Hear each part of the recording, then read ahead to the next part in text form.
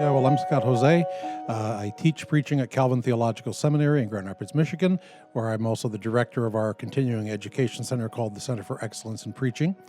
So I've been coming, I don't know how many times I've come to Lester Randall, but I've come every year probably for the last 10, 12 years.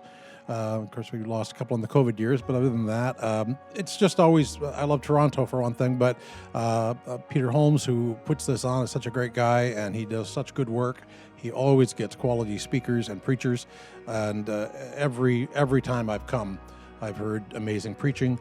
I've attended amazing workshops. I've enjoyed leading workshops and meeting people. A lot of people here are regulars, so you see them every year.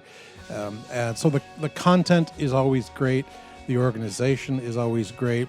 The hospitality is always great. We just finished lunch as I'm recording this now, and the food is outstanding. The fellowship is outstanding.